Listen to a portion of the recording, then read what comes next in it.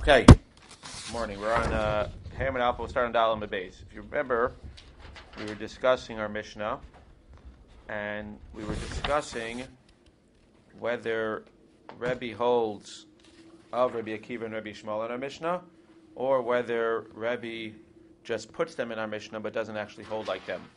And we discussed yesterday at the end, we were talking about the fact that Rabbi Akiva would hold Riboy and Miut, and Rebbe would hold Riboy and Miut as well. Now, it was a little bit unclear. We ran through it a little bit at the end, so let's just say it clearly. You have times in the Torah when it gives you a klal, and then it gives you something more specific, and then it gives you a klal. Klal upradu klal, which can also be looked at as a riboy, a miut, and a riboy. You have two ways to look at it. Now, as an example, by Shavuos over here, so it says in the Torah in Vayikra, so it says, and we'll use this as an example, it says, Ki nefesh kiti shava levatei bisvatayim. You make a shvua. Lahara o lehetiv. So you make a shvua, it sounds like any shvua. That's klal. Lahara o lehetiv is to do bad or to do good in the future. That's a prat. L'chol asher yivatei hadam b'shvua v'nelam mimenu. That's a klal. So that's a klal upradu klal. And then it says you're going to bring a korban. So the question becomes, what exactly is excluded when you have the klal upradu klal? If you have a klal uprat, then whatever is excluded in the prat, you're going to exclude from the klal. If you have a riboy and a miyut, whatever excluded in the miyut will be excluded from the riboy. But if you have a klal uprat uklal, any shvua, future shvua, any shvua, how do you learn that? So we said quickly yesterday, but we'll explain it now, that according to the way Rashi explains it, and this is a Yesodistic Rashi and Dalam and Beis, the way it works is that if you have a klal upradu klal, we learn eina tadan ela ke'ena prat. Now, you learn the klal, but you limit the klal. The question really becomes, how much do you limit the klal? So the general rule is that if you have a klal upradu klal, you're going to exclude numerous things from the klal. You're going to exclude anything that's similar to the prat. It means you'll still have the klal, but you'll exclude anything that's similar to the prat. But when it comes to riboy, umiut, uriboy, you're going to exclude less. You're going to exclude only the thing that is most dissimilar to the klal. So it ends up coming out when you have klal upradu klal, you're going to end up excluding more things than if you have riboy, miut, or riboy. By klal upradu klal, you exclude anything that's similar to the prat. And by riboy, miut, or riboy, you're only going to exclude the thing that is most dissimilar to the riboy. Let's see an example. So for like yesterday, for example, we gave the example of being poda your son. So we said that by pedia, by being poda your son, there's a klal upradu klal. And to complicate things a little bit, in case they weren't complicated enough, there are certain cases in the Torah where, like by shua, it gives a klal, and then a prat, and a klal. But there are other cases, which we'll see today again is a little bit different. There are cases like the case we gave yesterday, which we took for granted was a klal upradu klal, which may not be a klal upradu klal. Because if you read the pasuk by being poda your children, or by being poda your son, the pasuk says, Uvituyav mi ben chodesh tifdeh. You be poda him, that's a klal. Tifdeh is a klal, because again, you be poda him with what? With anything. Tifdeh, you would be poda him with anything, that's klal uklal. And then it says, Be'erkacha kesef chameshet shkalim kesef. 5 kesef. 5 shekel kesef is a prat. So in general, we assume that klal prat would be the same as klal prat klal. But we're going to see today it's not necessarily true. But yesterday we took it for granted that case, even though it was poda, tifdeh, 5 chameshes shkolim kesef, it was klal prat. We were treating it as a klal uprat klal. We'll see that there's two different opinions. One opinion says klal prat is different, and you just go ahead and that's really a prat, and therefore you're going to exclude more things. And others say no, it's really a klal uprat klal. So let's see exactly what it means. Some will say klal prat will be a riboy and a miut. So again, what we said yesterday is if you have that, assuming that case was a klal upradu klal, so if you learn that it's a klal upradu klal, what are you going to exclude from being poda your son? You're going to be excluding, we said, more things. You're going to be excluding a shtar, you're going to be excluding avadim, you're going to be excluding karka. You can't give any of those things to a kohen because it's a klal upradu klal. If you say it's a riboy and a miut, where in general you have a klal upradu klal, we're going to treat it as a riboy, miut, riboy, or especially in this case where it's klal prat, for sure, according to many, you'll treat it as a riboy and a miut, then you're only going to exclude the thing that is most dissimilar to kesef. What's the thing that's most dissimilar to kesef? A shtar, because it has no intrinsic value. But you will be able to be poda your son with karka or with an eved. That's where it comes out, that you're going to be excluding more things with klal upradu klal. So you're saying klal prat is the same as miut and riboy? So again, klal prat klal, Reboy, miyut, reboy is a different way of learning when you have in the pasuk a general, a specific, and a general, and how you learn it again makes an nafkamina. If you learn it as a reboy, miyut, and a reboy, then you'll be excluding less things, and if you learn a klal, part of klal, you'll be excluding more things. That's how the Gemara comes out. So we're learning now that in our Mishnah, now it makes a difference in our Mishnah. If you say that by Shvuos it's a klal, upradu klal, so what are you going to be excluding? And this goes back to the discussion which we'll see today on Gimel, on the bottom of Gimel Amud Aleph and on the bottom of Daled Amud Aleph and top of Daled Amud Beis. We have the Machlokas Rabbi Akiva and Rebbe on the bottom of Daled Amud Aleph. What do you exclude from V'ne'elam mimenu? If you say it's a klal upradu klal, you're going to exclude more things, and what are you going to end up doing? You're going to end up excluding all of the shvuos from the past from a korban olah v'yored. As opposed to it's a riboy and miyut, you're going to include all of the shvuos in the past. Lisha'avar, which is how our Mishnah is shtayim shehein arba. You're going to include all of those in the korban olah v'yored. And what are you going to exclude? Only a shvua, that's a shvua for a mitzvah. In that case, there won't be any korban olah v'yored, but any other case there will be. That was the bottom of Daled Amud Aleph, top of Daled Amud Beis. So now, getting back to what we're saying. Amalei Ravina la Meimar. 7 lines up from Daled Amud Beis. Amalei Ravina la Meimar.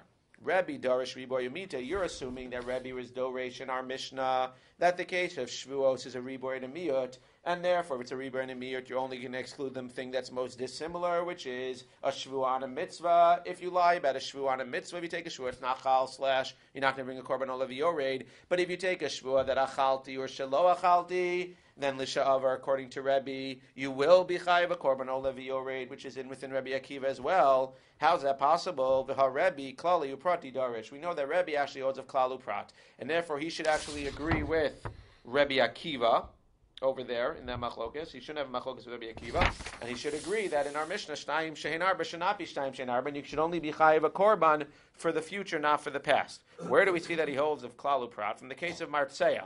That's a case as well. What does the pasuk say? V'lakachta es ha-martseya. You take the martseya v'nasata bi'azno. So as Rashi teaches us, v'lakachta is a klal. Take anything you want. Es ha-martseya is a prat. It needs to specifically be a martseya. I don't know exactly. Martseya they define as an awl. It sounds like some type of needle. It's some type of like nail or something. V'lakachta is a klal. A martseya is a prat. V'nasata bi'azno uvadela seems to say put anything in the Aznon Dallas. Obviously, it's complicated to figure out what cases we can't just open up a chum and say that's klal uprado klal. Because if I read this pasuk, I would not think that that's a klal uprado klal. But clearly, the Gemara is learning that v'lakachta is a klal, take anything. Martseya is specifically you have to take a nail. And v'nasata beznova delas is you could take anything and put it into his ear.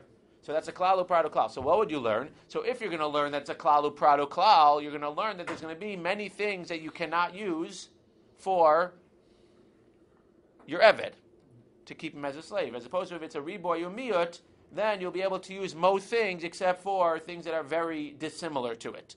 So it says in Gemara, Martseya ein li ela Martseya minayin l'rabos hasol v'hasira hamechad v'hamikadeach v'hamichtav Talmud lomar v'lakach kol davar shenilkach biyad div Rabbi Yossi b'Rabbi Yehuda.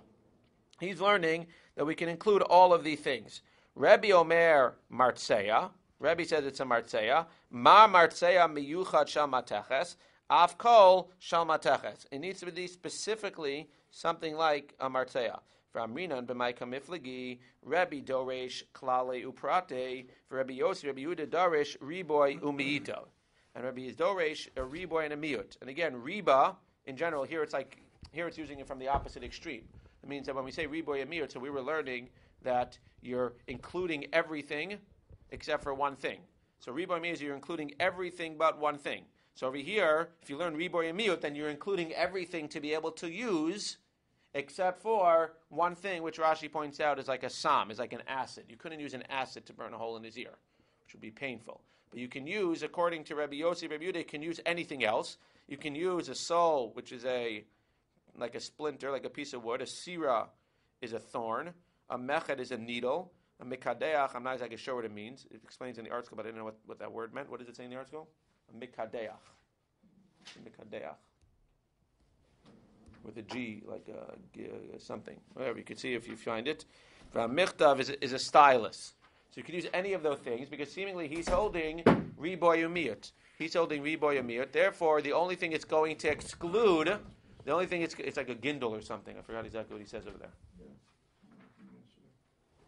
It's okay. I remember from yesterday. It's 4B4 or whatever it is. It would be 4B4, the last thing in 4, on the bottom. Yesterday, it wasn't translated well. It's okay. It's like a gindle or something. So if you learn riboy and miyut, therefore you can use everything except for one thing. But according to Rebbe, where it needs to be specific, where we're going to exclude more things, it has to be specifically mataches, and nothing that's not mataches would be allowed to be used.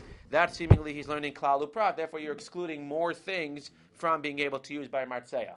That's what it says. Okay, it doesn't matter.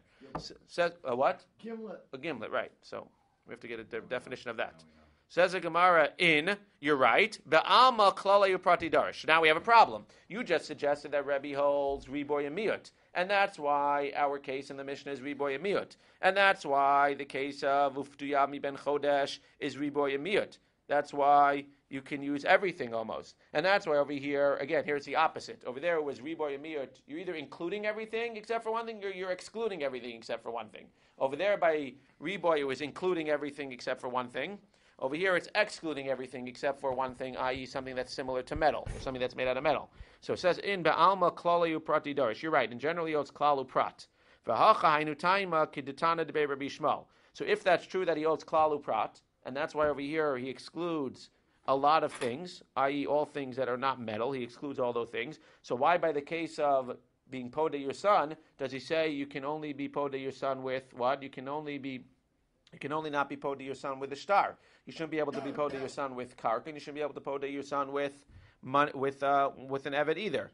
Says the Gemara, Kedetana de Rabbi Yishmael, Detana de Rabbi Yishmael, b'mayim b'mayim. Another case. It says, as zet tochlu mikol asher b'mayim. This is what you can eat. What's in the mayim? Kol asher lo snapir v'kaskeses b'mayim. You can eat anything in the mayim that is snapir v'kaskeset. Ba'yamim uvanechalim osam tochelu. So there's a klal of mayim, and then a prat, it has to be ba'yamim uvanechalim. Says the Gemara, we're not going to get into the exact details, but shnei pamim, it says mayim, shnei pamim, ein ze klal uprat, ela riboy umiyut. In that case, since it has mayim, and then the prat of yamim, then if it's klal, and then prat, then you don't learn a klal uprat u klal, because at the end of the day, if it has klal, prat, you learn riboy umiyut. So too over here in the case of Pidyon Haben, since it's klal prat, since it talks about uftuyav and then tipadeh, and then and only then does it talk about chamesh shkalim kesef, it's klal prat. That's why in that case Rebbe will learn riboy umiyut, but in general Rebbe learns klal prat uklal ein etadan elak ein prat.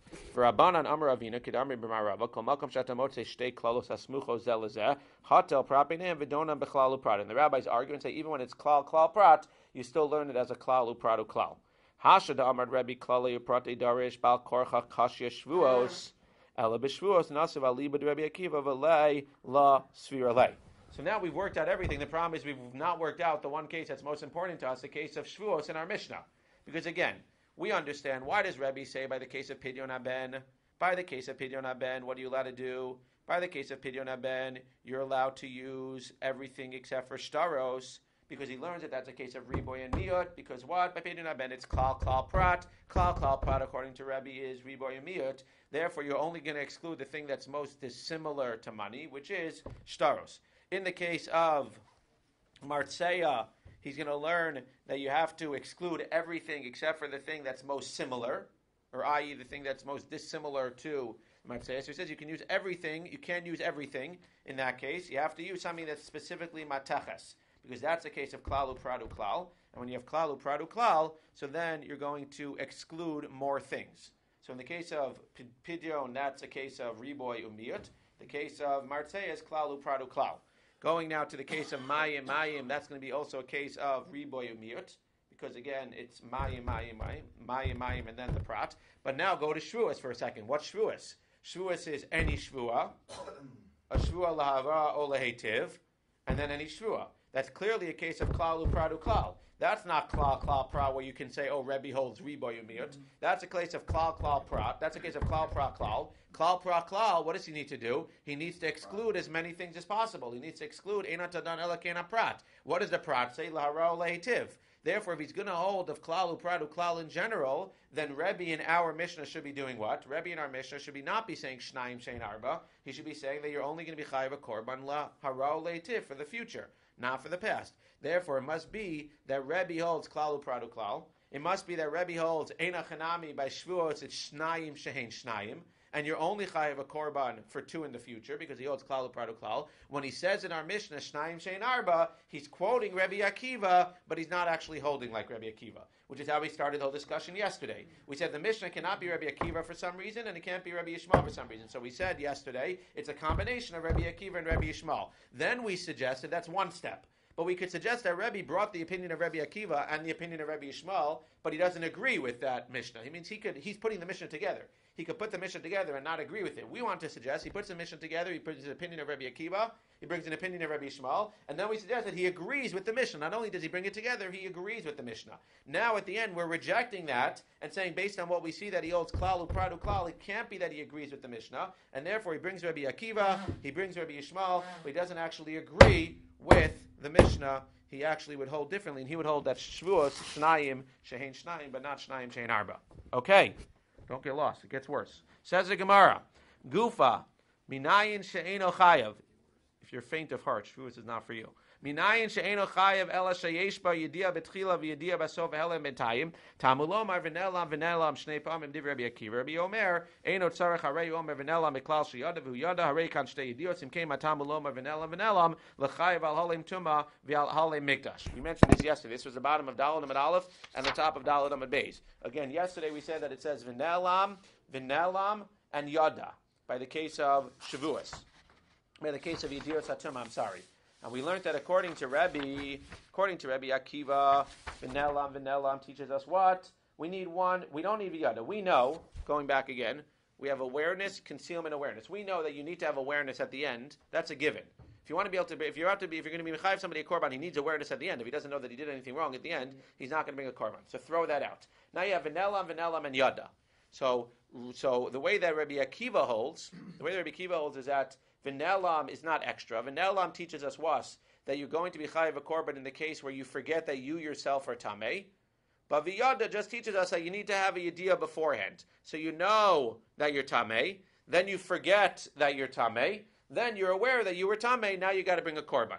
That's what he learns, v'nelam. He learns that you're only going to be chayiv for tumah, not for forgetting that this was kodesh or mikdash. Comes along Rabbi and says, what are you talking about? Rebbe says we have an extra v'nelam that you're not darshaning. One v'nelam teaches me that you're going to be chayav if you forgot that you were tameh. You're going to be chayav korban olav yored. The other v'nelam teaches me that you're going to be chayav if you forget that this is the mikdash last the kodesh. That's the machlokas here. So Rebbe is going to say you're going to be chayav shtayim shehein arba, as opposed to Rabbi Akiva, which is why again our Mishnah couldn't be Rabbi Akiva in that aspect. He holds it's going to be shtayim shehein shtayim. You're only going to be chayav if you forget that you're tameh, but not if you forget of mikdash v'kodesh. Says the Gemara though, that according to Amar Mar, V'nelam miklal sheyada. According to this, they both seem to be learning that V'nelam implies that you knew beforehand. And this is how we learned the Mishnah. We said that in order to be chayiv a korban, it needs to be V'nelam, which we learned was you had to have an awareness. Again, awareness at the end is a given. The question is, do you need an awareness in the beginning? It means, do you need to know that you're tamei in the beginning? Let's say you never knew that you were tamei, and you never understood that you were going into the mikdash, and only afterward you say, oh my gosh, I touched the sheretz and I went into the mikdash. And now look, so you have the awareness at the end, but we said that if you have the concealment throughout, we said you always have the awareness at the end if you want to bring a korban, and we always have to have the concealment in the middle. Because if you don't have concealment in the middle, if you know you're going into the thing and you're tameh and you're not allowed to, that's mazid, and that's going to be malchus. So there's always the concealment in the middle and awareness at the end in order to have a korban. We were saying though, do you need awareness in the beginning or not? So we said in our Mishnah that you have to have yediyah in the beginning. If you don't have yediyah in the beginning, if you don't have awareness that you became tamei, then lemaisa, if you find out after the fact that you touched the sheretz and you went into the mikdash, you're not going to be chayiv a korban olav yored because you didn't have the yediyah in the beginning. Where do we see this from? Because the pasuk says v'ne'elam. V'ne'elam implies what? You knew that you were tamei.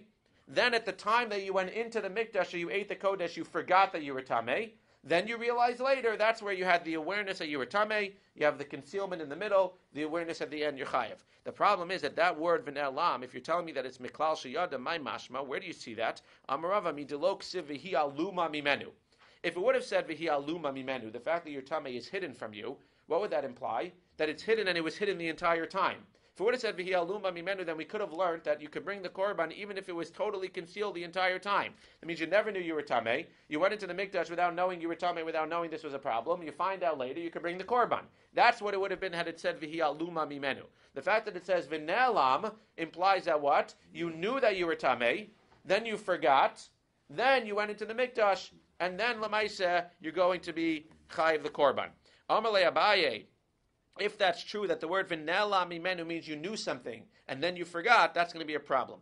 Elameata gabe sota dichsiv v'nela meine isha. By sota it says that it was hidden from his eyes. What does that mean? V'nistera v'hinitma miklal dehave yada meikara. That implies that he knew something. Again, just to explain outside because it's complicated and there's a lot of discussion in the Rishonim. But over here, the basic rule is that when you have a wife who you are who you suspect, so you warn her, and then she goes into the room and she secludes herself. Then you can bring her and you can have her drink the sota water. The halacha is though that if you suspect her, you're no longer allowed to be together with her. You can't have relations between the time that you suspected her and warned her and the time that she actually drinks. So over here, what happens if he knew and he suspected her? And then he had relations with her because he forgot. So what does that imply? It implies in the Torah, v'ne'ela meinei isha, and then the pasuk continues that you still have her drink. There are some Rishonim that say that you forget and then you have relations with her, but l'maisa fine. V'ne'ela meinei isha. V'ne'ela meinei isha means that what? It means that you knew that she was suspecting of going in with this guy. You suspected her, and nevertheless you had relations with her because you forgot about it, and now you're still going to have a case of sota. But how could that be? V'ne'ela must mean that you never knew. Because if you never knew and you had relations with her, then it could be a sota case. But if you knew that she was suspect, and then you had relations with her, then there's no case of sota. So if you're telling me that v'ne'ela means you know something and you forget it, it can't be. Amalei Abaye l'me'ata gabe sota d'chtiv v'ne'ela meinei isha michlal dehave yada meikara. That implies that you knew originally ihave yada mibat gula maya. If you know at some point that she was suspect, and then you have relations with her, then lemaisa the water's not going to work. V'hatanya v'nakeh ha'ish me'avon v'aisha yitisat avona v'nikah ha'ish me'avon v'aisha yitisat avona. That's talking about Pashup Shah means that after she drinks, if she's guilty, she'll blow up and you'll be pater. But we make a drasha that says, Bisman sha'ish minukem me'avon amayim botkem edishto. The drasha is at a time that the husband is free from sin, i.e. he did not have relations with his wife after he suspected her, after he warned her. That's when the mayim will be boken her. Eina ish minukem me'avon, eina mayim boken edishto. But if he has relations with his wife after the time that he suspected her / warned her, then it will not be bodek his wife. So how can you say over here that v'ne'ela means that he knew and then he forgot? Because if he knew and then he forgot, then it doesn't make sense to use that word by sota, because if that's true, so l'maisa, if he had relations with her afterwards, then there should not be a case of sota. V'su, and furthermore, gabe Torah, by the Torah it says, d'chsiv v'ne'elma, it says in Eov, v'ne'elma me'enei kol chai, the Torah was forgotten from all beings, me'of hashamayim nistaron, it was hidden from the of hashamayim. Mechlal de'ika dehava yadabei. That implies, if it's v'ne'ela means it was known and it was forgotten, that implies that the breath of the Torah, every single detail was known by some creatures and then forgotten. It's impossible to say that the breath of the Torah was known by some creatures. Nobody's ever understood the entire Torah. It says, lo yada enosh arka. So v'ne'ela means that they knew and then they forgot. It can't be, because then the case of sota makes no sense. And saying that the Torah was known by somebody and then forgotten makes no sense either.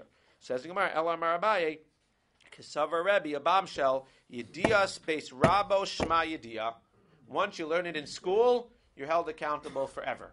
That's what he says. And therefore, once you learn about Tum and Tara in school, and once you learn about the fact that you can't go into the Mikdash when you're Tamei in school, then that's considered to be a Yediyah.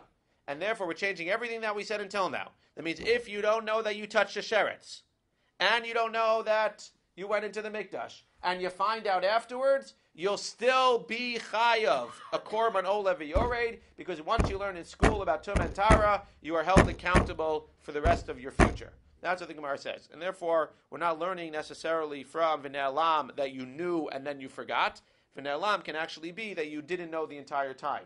That's why by sota it says he didn't know the entire time. If he didn't know the entire time, he never warned her. He has relations with her. He never warned her. That's when it's going to be a case of a sota. But if he knew and then he forgot, i.e. he knew and then he had relations with her, then there will not be sota. So what does it mean over here? How do you have awareness and then concealment and then awareness? Or how do you have not awareness ever? Well, there's no such case as not having awareness. The Gemara is about to ask that in a second. Because the Gemara gives an example in the Torah. The Gemara gives an example in the Mishnah that says you have a case where you're concealment, and then awareness. Well, how's that possible? You could have a case of concealment. Everybody went to Cheder.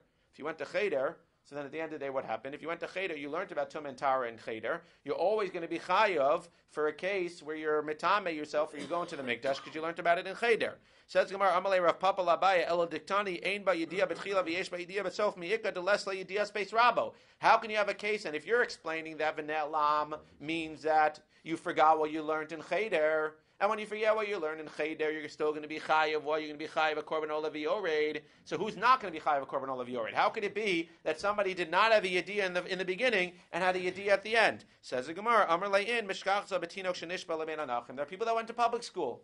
At the end of the day, if you grew up going to public school, so yes, it was challenging, but at least you have a way out over here. You could say, I never learned Tum and Tara. So what's the case in the Mishnah? What's the case in the Mishnah where you're not going to be chayav for a korban olav yored? It's when you went to public school, you never learned anything about Tum and Tara. Therefore, over here, you touch a sheretz, you become from, now you touch a sheretz, and then you know you touch sheretz, but you don't make the connection between the fact that there's something called Tameh and Tumah and Tara, and you go into the mikdash. We don't hold that against you, because at the end of the day, you didn't know any better. You didn't learn it in yeshiva. You didn't learn it in cheder. Therefore, in that case, even if you become aware later that you went into the mikdash and you had been Tameh, you're not going to bring a korban olav yored. But if you went to yeshiva, that's going to be considered a yediyah across the board. And when it says v'ne'elam in the Torah, when it says v'ne'elam, any yeshiva, when it says v'ne'elam, that's why we start with Vayikra, Tum and Tara. When it says v'ne'elam, it means as long as you knew originally, once you learn Tum and Tara in yeshiva, now you're going to be chayav across the board anytime you go ahead and you're over Tum and Tara b'shogeg.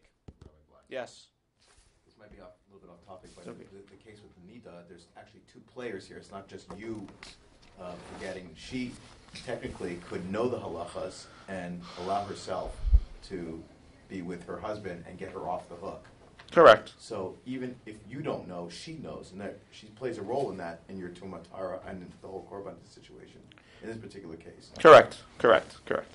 But it's very exceptional now compared to everything else. Right. So he's saying over here that once you learn something in yeshiva, so now you're going to be held accountable. But I don't know if we would again. I'm talking before that. I'm talking the one before that. Right, you're talking about nida. So I'm saying if you plug that into nida now, he doesn't know the halachas of nida. If you plug it into sota, I'm sorry. If you plug it into sota, so you're saying that by sota, he doesn't know the halacha. So if he doesn't know the halacha, she knows. Okay. So it sounds like over there, but it depends on him. It sounds like v'ne'elam. The drasha is on him. The drasha is unique, but the drasha is on him. V'ne'elam me'inei isha. It's that he specifically needs to be menuka me'avon. If he's menuka me'avon, if he didn't do anything wrong, so that's a loophole then for her. Well, no, because if he doesn't know anything, even if she knows, then lemaisa, if he doesn't know anything, she'll still have to drink.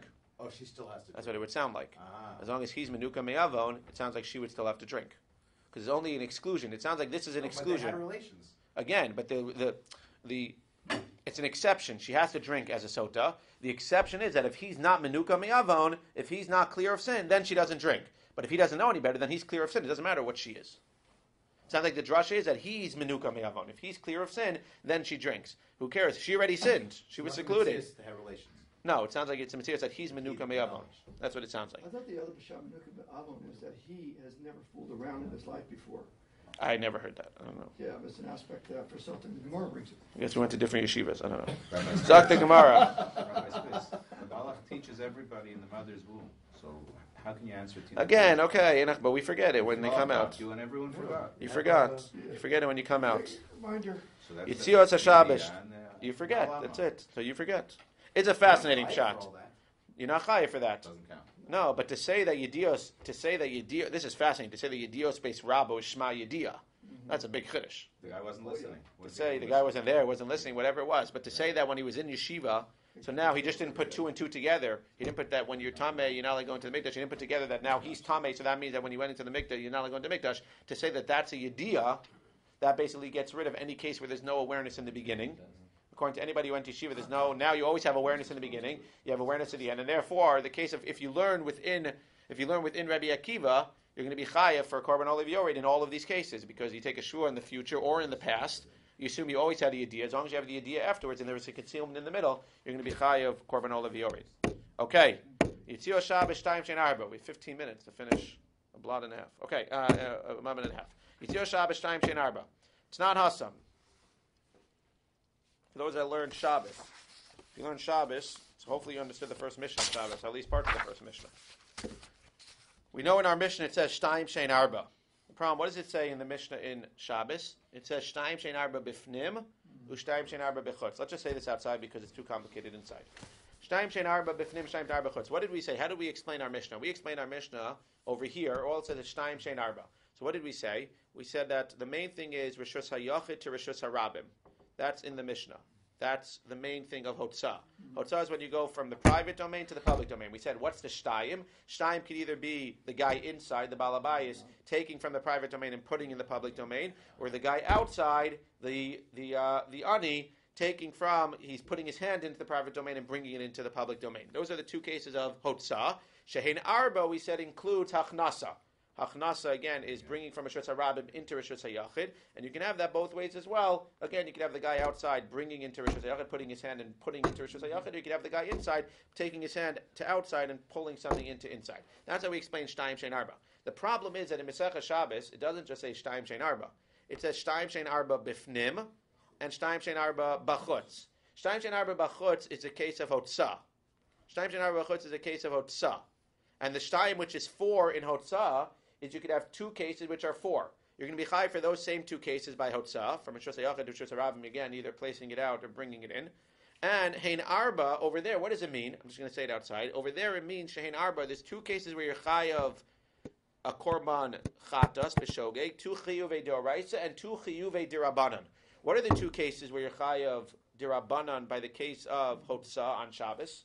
What's the example? When you're going from Rishus Hotzah, when you're going from Rishus HaYachid to Rishus HaRabim, what's the case where you're only chayiv midirabanan? Where you don't have both things. Where you don't have the hanacha and the akira, if you remember. So we're talking about midoraisa. We're talking about now Rishus HaYachid to Rishus HaRabim, which is Hotzah. Either I'm inside, I put it outside, or you're outside and you bring it from inside to outside. That's the 2 cases Shtayim. What's Shehein Arba Bifnim? What are the 2 cases you're not going to be chayiv deraisa for? If I inside pick it up and put it into your hand and you put it down, or you pick it up from inside and put it into my hands and put it down, if you don't have the akira and anacha, that's the Shehein Arba. There's no chayiv deraisa. And now that's Shtayim Shehein Arba Bifnim. There's 2 cases Bifnim, i.e. from Rishus HaYachid to Sharam, where you're going to be chayiv deoraisa, a chatas, when you do everything yourself. And there's going to be 2 cases, which is Shehein Arba, where you're not going to be chayiv the deoraisa, you're not going to be chayiv a chatas, because you have the help of the other person. That's bifnim. And you have the same thing, bachutz. Shtayim Shehein Arba bachutz, which is hachnasa. Hachnasa, when you're going from Rishus HaRabim to Rishus HaYachid, you'll have the same thing. Shtayim Shein Arba, you have the 2 cases where either the guy inside does everything himself or the guy outside does everything himself, from Rishus HaRabim to Rishus HaYachid. Shein Arba, if they have the other guy helping him, then it's going to be those 2 cases where you're not going to be chayiv. So there's really 8 cases when it comes to carrying. There's 4 cases which are going to be chayav a chatas for, and 4 which are going to be pater a chatas for. There's 2 cases of hotzah where you're going to be chayav a chatas when you're doing it yourself, either the guy inside or the guy outside, and 2 cases of achnasa when you're going to be chayav a chatas when you're doing it yourself, the guy inside, the guy outside. 4 cases which are going to be asur dirabanan, which are when you're doing it in partnership, again, either from outside to inside or inside to outside. So what does our Mishnah mean when it says shnayim shein arba? What's it talking about? Is it talking about 2 and then 2 of them which you're pater for? Is it just talking about hotzah and it's talking about 2 chayiv 2 pater? Is it talking about achnasa 2 chayiv 2 pater? Is it talking about hotzah and achnasa? It's talking about the 4 cases that you're going to be chayiv for. Which one? So that's what the Gemara is working on here. Tanan Hasam Yitzio Shabbos Shtayim Shein Arba Bifnim Shtayim Shein Arba B'chutz, which is 8 cases, 4 of which you're going to be chayiv and 4 of which you're going to be pater.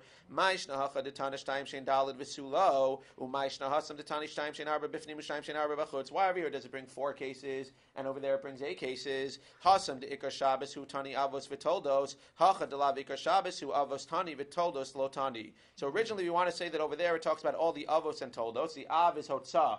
The tolda is hachnasa. Again, you have to have a chart or else it's complicated. But over here, which is not the ikar, it's not Masechet Shabbos, all we talk about is the avos, which is hotzah. So at this point of the Gemara, we're assuming Shtayim Shein Arba means only hotzah, It's talking about from Rishus Hayachid to Rishus Harabim. And Shtaim Shein Arba means you have 2 that you're chayav for. Shein Arba, 2 that you're not going to be chayav for.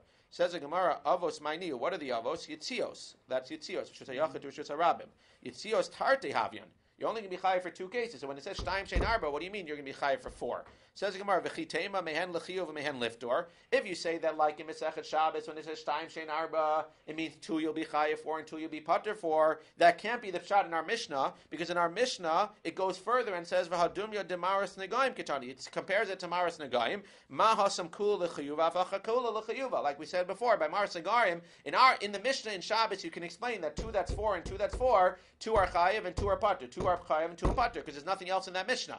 But here where it mentions maris negaim in our Mishnah, which is going to be a case where you're going to have 4 things that are going to be mechayiv, that are going to make you a mitzora, you can't say that the 2 that are 4 here are 2 chayiv and 2 pater. If it's not 2 chayiv and 2 pater, then it can't just be the av of hotzah, because by the av of hotzah, you don't have 4 that are chayiv. You only have 2 that are chayiv.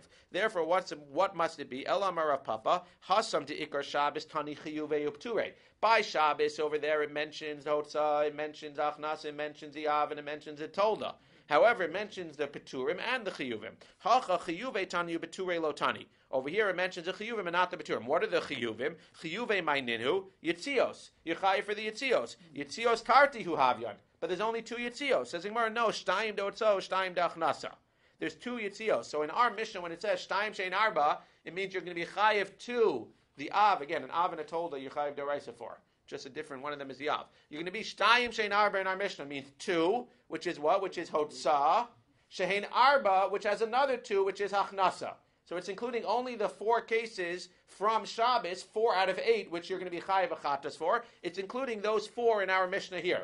2 of those are going to be hotzah. 2 of those are going to be achnasa. What's the problem? That our Mishnah says yitzios haShabbos, shtayim shein arba. Yitzios sounds like hotzah. Says the Gemara, v'ha yitzios ketani. Amaravashi Tana Hachnasa Nami Hotzah Karile. Our Mishnah, which calls Yitzios HaShabbos, includes Achnasa as well. Why? Where do you see this? Who gives you the right to do that? Mimai. Did not, because it says Hamotzi Me Rishutz LeRishutz Chayav. It says that if you take, i.e. Hotzah, from one Rishutz to another, you're going to be Chayav. Milo Askinan de Kamayil Iyule V'Kakarile Hotzah. Is it not including Hachnasa in that as well? When it says you take from Rishus, the Gemara says, what are you talking about? V'dilma kamafik merishus hayachal Rishus harabim. Maybe when it says hamotzi merishus, it's talking about only Hotzah. From Rishus hayachal to Rishus harabim. How can you prove from there when it says hamotzi merishus chayav means hamotzi or hamachnis? Says the Gemara, I can prove it because in Cain nisni hamotzi merishus hayachal to Rishus harabim. If it only meant real Hotzah, from Rishus Hayachid to Rishus Harabim, it should have said Hamotzi me Rishus Hayachid to Rishus Harabim, which is Hotzah. Then you're going to be Chayav. My Rishus LeRishus. What does it mean when it says from one Rishus to another? Da'afilu me Rishus Harabim LeRishus Hayachid v'Kakari le Hotzah. So Hamotzi me Rishus LeRishus Chayav. The fact that it says me Rishus LeRishus and not me Rishus Hayachid to Rishus Harabim shows what? That when it calls it Hamotzi over here, it's talking about Hamotzi from Rishus Hayachid to Rishus Harabim, and it also means Hachnasa from Rishus Harabim to Rishus Hayachid. And therefore, in our Mishnah where it says Yitzios HaShabbos Shtayim Shein Arba, it means Yitzios, the Hotzah, but it also includes Hachnasa, because the word Hotzah in general can include Hotzah and Hachnasa. Says the Gemara V'taimamai. Why would it include Hachnasa as well? Why would it use one word? Tana kol akiras chayfetz mi mekoma hotzara karile. Because once you're picking something up, it calls it hotzah, even though ein achanami Hachnasa is included as well. Amar Avina Masnisa Nami Deka Diktani, and you can make this diuk in the Mishnah in Shabbos. Because what does it say in Shabbos? Yitzios HaShabbos Shtayim Shein Arba Bifnim Ushtayim Shein Arba B'chutz. What did we say Bifnim was? We said that Bifnim was Hachnasa and B'chutz was Hotzah, and yet it refers to both of them as Yitzios HaShabbos. So you see that when it says Yitzios HaShabbos, that's not only Hotzah, that's not only Rishus Harabim, Rishus HaYachid into Rishus Harabim, that's also Achnasa, Rishus Harabim into Rishus HaYachid. And Rava makes another diuk, Rishuyos Kitani, that when it says in general Hotzah or Yitzios doesn't mean like Hotzah, Yitzios means Rishuyos. So it really means to read in our Mishnah, Rishuyos HaShabbos is Shtayim Shein Arba. Rishuyos HaShabbos Shtayim. So it comes out, for those that missed it, it comes out that Lamaisa you have 8 cases in Shabbos and 4 cases in Shavuos. The 8 cases in Shabbos include the 4 cases, i.e. 2 of Hotzah that you're going to be Chayiv Deraisa for, and 2 of Hachnasa you're going to be Chayiv Deraisa for when you do the action yourself, either in, out, out, in. and in the case, and it includes the 4 that you're pater a korban for when you have the help of the other person. Our Mishnah, which says Yitzios HaShabbos Shtayim Shein Arba, is just talking about the 4 cases. Since this is not Masechet Shabbos, it's talking about the 4 cases which you're going to be chayiv deraisa for, which is 2 of Hotzah and 2 of Achnasa. Why does it call Achnasa Hotzah as well? Because we have a precedent that when it says Hotzah, it includes Achnasa as well. Let's just read the next Mishnah. I'm going to bring a chart tomorrow to go through this. But Maras Negaim Shnayim Shein Arba, by Maras Negaim you have 2 which is 4. Tanan Hassan, we have a Mishnah. The first Mishnah in the Gaim says, Maros Negaim Shnayim Shein Arba. In the Torah, it only says Sa'es o Baheres o Sapachas. Now we learned that Sapachas is not one of the 2. Sapachas tells us that each one of the 2 has a Tolda to it. So the Torah says Maros Negaim Shnayim Shein Arba. The Mishnah says you have Maros Negaim 2 which are 4. Now our Mishnah says the same thing. Our Mishnah says 2 which is 4. How did we learn that originally when we learned the Mishnah? We said that there's Se'es and there's Baheres, and then there's 2 Toldas. Each one has its own Tolda, a Tolda of Se'es and a Tolda of Baheres. What do we see in the Mishnah Negaim? Maris Negaim Mishnayim Shein Arba. Baheres is Azar Keshelek. Baheres is the most white. That's which is, it's intense like white snow. Again, we're trying to figure out what colors you're going to see. I might see a white dot on my hand right now. Doesn't necessarily mean that that's saras. We need to define what colors they are in order to be able to define what is saras and what's not. So if you see something that's intense like sheleg, that's going to be a baheres. Shniala, what's the tolda of baheres? And not necessarily is it the next in the line of whites, but what's the tolda of baheres? Kisida heichal. They used to plaster the mikdash every single year with a white plaster. That color white that's the tolda of baheres. And obviously that's why you need a kohen to look at you, because who's going to be able to know what color? What color is this wall? Is this a white plaster? Is this a snow white? Who knows? Se'es is katsemer lavan. Se'es is like white wool. Shniala, the tolda of se'es is kekrum beitza, like the membrane of a beitza, not like the shell, the inside, seemingly the white part of a beitza. So the Gemara says, Amar B'chanina, man tana maras negaim. Who's the tana in our Mishnah? Delo keRebbi Akiva. It's not like Rabbi Akiva. And again, I'm not just going to read it. The Gemara is going to talk about here all of these different things of Rabbi Akiva. I'm going to bring a chart tomorrow and we'll finish this discussion here. But the point is that in Megaim, you see yourself in Negaim that there are 4 different types. Shnayim Shein Arba. You have 4 different types of Negaim. You have Se'es and Baheres, which are the Avs. You have the 2 Toldas, which again, the Tolda of Se'es is, the Tolda of Baheres is Sid HaHeichal. The Tolda of Se'es is Krum Beitza. And we're going to see tomorrow exactly what these colors are and how each one works out with each other.